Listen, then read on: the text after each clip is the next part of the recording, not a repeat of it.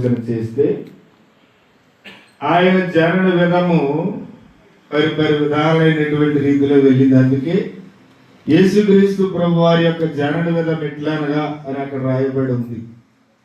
చాలా రకాలైన మార్గాల్లో ఈ లోకానికి ఆయన ఎలా వచ్చారు, లేకపోతే ఈ విధంగా వచ్చారు, ఇలాంటి పరిస్థితుల్లో ఆయన వచ్చారు అని చెప్పడానికి ఈ వివరణ అంతా రాసుకుంటూ వచ్చారు. అది మీకు అందరికీ తెలుసు. ఆ క్రిస్మస్ నేటివిటీ అంతా మనం చూస్తే డాక్టర్ ప్రకాష్ గారి తరఫున మీకు అందరికీ క్రిస్మస్ శుభాకాంక్షలు తెలియజేస్తా ఉన్నాను. మన జీవితము మనం పరిశీలించుకుంటూ ఉన్నప్పుడు మన పరిస్థితులన్నీ మారాయి. మన ప్రయాణపు విధానాలు కూడా చాలా వరకు మారిపోయాయి.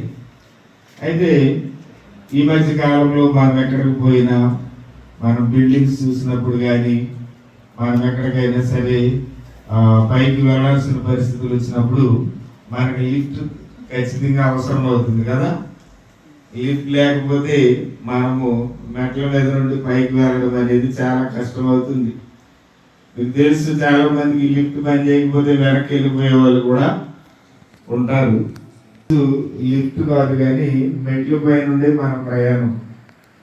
అంటే మీకు కొన్ని మెట్ల పై నుండే ప్రయాణం చేసేటువంటి పరిస్థితులు గుర్తు చేస్తాను. అంటే మనందరము కూడా ఈరోజు దేవుని మాటలు వినేటువంటి ప్రక్రియలో లిఫ్ట్ ప్రయాణం కాదు కానీ మెట్ల ప్రయాణమే. నేను కొంచెం పాతకాలం వాడుతున్నాను.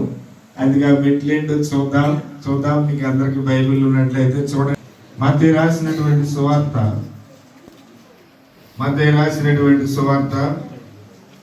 1వ అధ్యాయము, మాథ్యూ చాప్టర్ 1 1వ అధ్యాయము.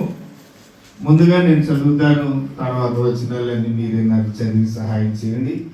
మత్తయి రాసినటువంటి సువార్త 1వ అధ్యాయము 18వ వచనంలో ఈ మాటలా రాయబడి ఉంది. యేసుక్రీస్తు జనన విధం ఎట్లనగా. ఇప్పుడు అర్థమైందా ఎట్లేంటో? ఇంగ్లీష్ లో